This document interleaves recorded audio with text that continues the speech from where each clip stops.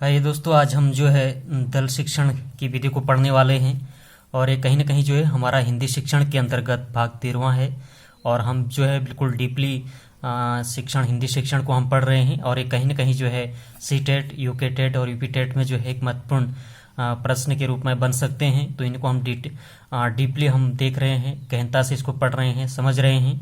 और आज का जो 13वां भाग है, जो 13वां टॉपिक है, वो कहीं ना कहीं मैंने जो है दल शिक्षण से लिया हुआ है। दल शिक्षण विधि को आज इसी को पूरा हम विश्लेषण करेंगे। तो अगर हम दल शिक्षण की अगर हम बात करें तो इस अन्य नाम जो है इसकी जो है टोली शिक्षण है, समूह शिक्षण है। और इसके जो प्रवर्तक हैं डेविड वार्डिंग हैं। और ये 1955 ईस्वी में ये किया गया था। और कहीं ना कहीं जो है उच्च कक्षाओं के लिए प्रयुक्त विधि है। तो इसमें अगर प्रश्न की प्रकृति कभी अगर बनती है तो इसका अन्य नाम जो है दल शिक्षण का जो है टोली शिक्षण के नाम से जाना जाएगा और समूह शिक्षण के नाम से भी जाना जाता है। इसकी प्रवर्तक की अगर हम बात करें तो डेविड वार्डिंग है और 1955 ईस्वी में जो है इसकी स्थापना है। और कहीं ना कहीं जो है ये उच्च कक्षाओं के लिए प्रयुक्त विधि है। और इसको हम जो है नवाचार संबंधी भी इसको हम मानते हैं, है ना। तो थोड़ा सा इसको अगर हम देखें ध्यान से अगर हम देखें तो इसमें जो है क्या है दल शिक्षण का विचार सबसे पहले अमेरिका के हार्वर्ड विश्वविद्यालय के 3 शोध छात्रों मिशिगन, मार्शा और हार्वे ने 1939 ईस्वी को जो है अमेरिका के सैनिकों को विदेशी भाषा सिखाने के लिए दिया था। तो भी एक आपको ध्यान में रखना है कि कहीं ना कहीं दल शिक्षण का जो विचार सबसे पहले जो है अमेरिका के जो है हार्वर्ड विश्वविद्यालय के 3 शोध छात्र थे, जिनका नाम मिशिगन, मार्शा व हार्वे था। और उन्होंने जो है 1939 ईस्वी को जो है अमेरिका सैनिकों को विदेशी भाषा सिखाने के लिए ये दिया हुआ था। तो कहीं ना कहीं महत्वपूर्ण है। इसमें जो है ये शोध छात्रों के बारे में पूछा जा सकता है या फिर ये सन भी पूछा जा सकता है 1939 वाला, है ना। और वहीं अगर हम देखें मिशिगन, मार्शा व हार्वे मिशिगन हो गए, मार्शा हो गए व हार्वे के विचार देने के पश्चात जो है 1955 ईस्वी में जो है अमेरिका के हार्वर्ड विश्वविद्यालय में प्रोफेसर डेविड वार्डिंग ने दल शिक्षण विधि का प्रवर्तन किया था, यानी मॉडिफाई किया था। तो कहीं ना कहीं ये भी एग्जाम की दृष्टि से, परीक्षा की दृष्टि से एक महत्वपूर्ण प्रश्न की प्रकृति बनती दिख रही है इसमें भी, है ना। मिशिगन हो गया, मार्शा हो गया, हार्वे के विचार देने के पश्चात जो है 1955 ईस्वी में जो है अमेरिका के जो हार्वर्ड विश्वविद्यालय के जो प्रोफेसर थे डेविड वार्डिंग ने जो है दल शिक्षण विधि का क्या किया था, प्रवर्तन किया था, मॉडिफाई किया था। मुझे लगता है यहाँ तक समझ में आ गया होगा। अब हम आगे बढ़ेंगे। आगे अगर हम देखें दल शिक्षण की परिभाषा एवं अर्थ को हम सबसे पहले समझते हैं। दल शिक्षण के अर्थ की अगर हम बात करें, दल शब्द का जो शाब्दिक अर्थ होता है वह समूह है। जब किसी कक्ष में विशेषज्ञ शिक्षकों के समूह द्वारा जो है अध्यापन करवाया जाता है तो उसे दल शिक्षण कहते हैं। दल शिक्षण की परिभाषा एक बार और देख लेते हैं कि दल शब्द का शाब्दिक अर्थ है समूह। जब किसी कक्ष में विशेषज्ञ शिक्षकों के समूह द्वारा अध्यापन कराया जाता है तो उसे क्या कहते हैं, दल शिक्षण कहते हैं।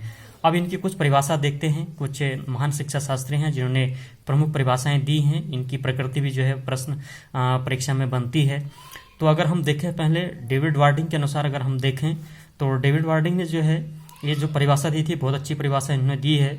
जब 2 या 2 से अधिक अध्यापकों का दल जो है मिलकर एक ही शैक्षिक स्तर के विद्यार्थियों की किसी विशिष्ट समस्या का समाधान करते हुए पढ़ाते हैं तो उसे क्या कहते हैं, दल शिक्षण कहते हैं। बहुत अच्छी परिभाषा दी है।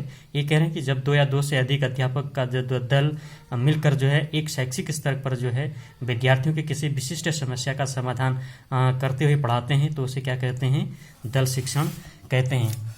वहीं आगे की परिभाषा अगर हम देखें तो प्रोफेसर कार्लो ओल्सन के अनुसार जो है इन्होंने परिभाषा दी थी। ये कह रहे हैं कि अतिरिक्त ज्ञान एवं कौशल से युक्त 2 या 3 अध्यापक परस्पर मिलकर किसी विशेष शिक्षण योजना का निर्माण, है ना, शिक्षण योजना का निर्माण कर जब किसी विषय को पढ़ाते हैं तो वह दल शिक्षण के नाम से जाना जाता है। ये भी अच्छी परिभाषा इन्होंने दी है।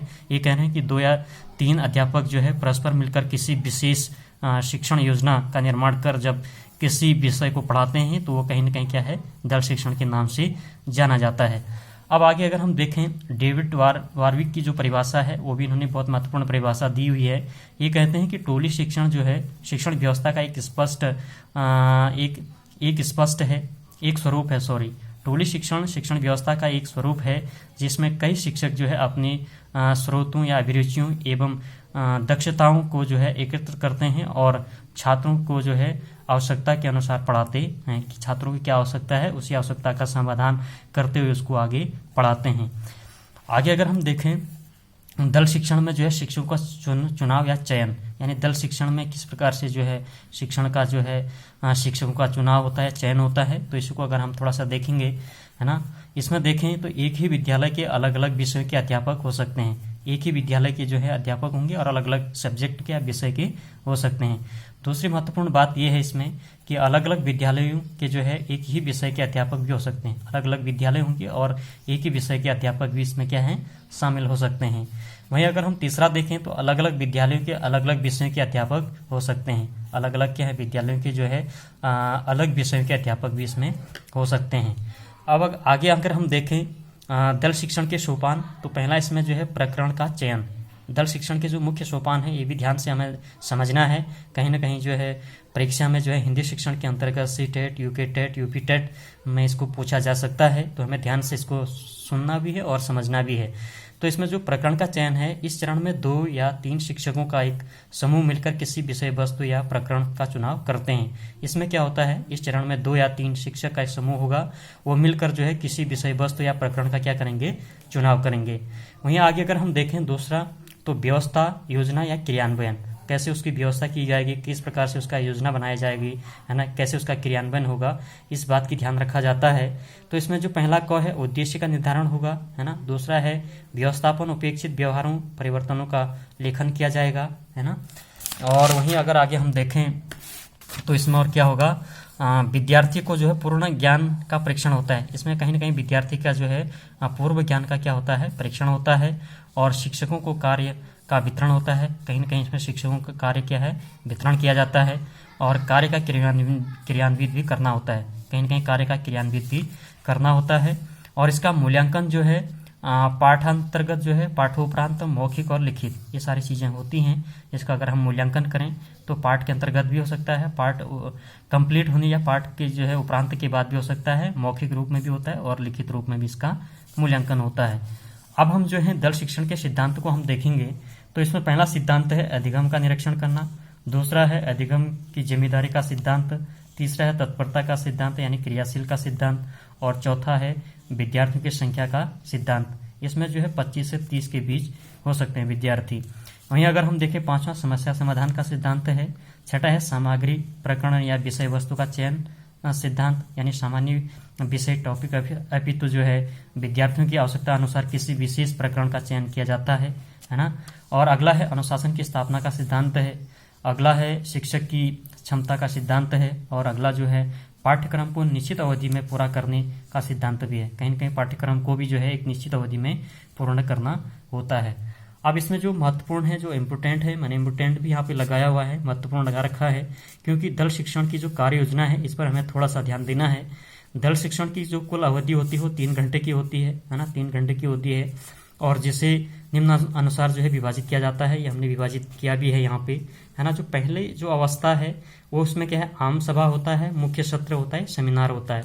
इसकी जो कुल अवधि होती है वो 90 मिनट की होती है, और इसमें अध्यापक, सभी विद्यार्थी, है ना, सभी विद्यार्थी होंगे, समस्या का हल इसमें किया जाएगा, और प्रतिभाशाली विद्यार्थियों के लिए काफ़ी उपयोगी है। वहीं अगर हम दूसरा देखें तो लघु सत्र है। लघु सत्र जो है 45 मिनट का है।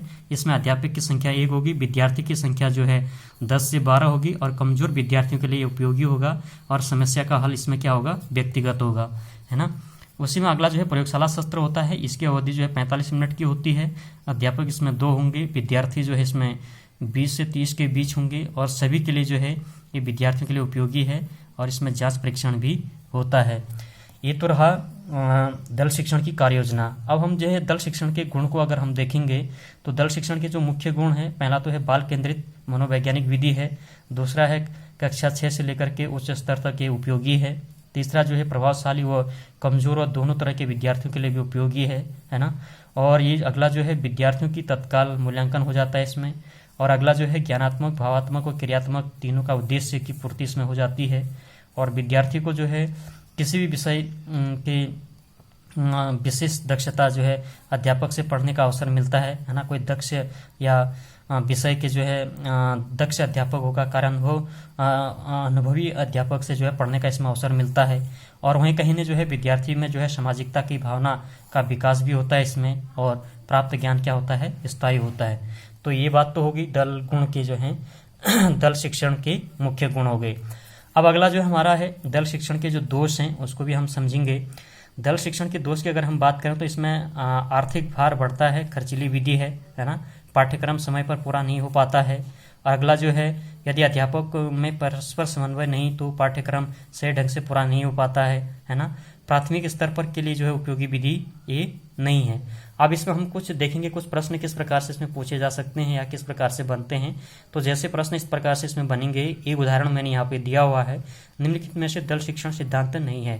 क्रियाशीलता का सिद्धांत, तत्काल मूल्यांकन का सिद्धांत, निरीक्षण का सिद्धांत या छोटे छोटे पदों का सिद्धांत। तो इसमें कौन सा नहीं है, छोटे छोटे पदों का सिद्धांत। तो इसी प्रकार से जो है प्रश्न की प्रकृति पूछी जा सकती है। तो हमने आज जो है दल शिक्षण के सिद्धांत को पढ़ा, दल शिक्षण की परिभाषा को हमने जाना, और किस शिक्षा शास्त्री ने इनमें परिभाषा दी है उसको हमने समझा, इसके सिद्धांत को हमने समझे, और इसके जो है कार्य योजना को हमने समझा, और इसके गुण व दोष को भी हमने समझा। तो मुझे उम्मीद है कि ये वीडियो आपको अच्छी लगी होगी, और कहीं ना कहीं जो है आपके सीटेट, यूकेटेट और यूपीटेट की दृष्टि से जो है हिंदी शिक्षण के अंतर्गत एक महत्वपूर्ण प्रश्न के रूप में इस भाग से बन सकते हैं। तो एक बार आप सभी का जो है बहुत बहुत धन्यवाद।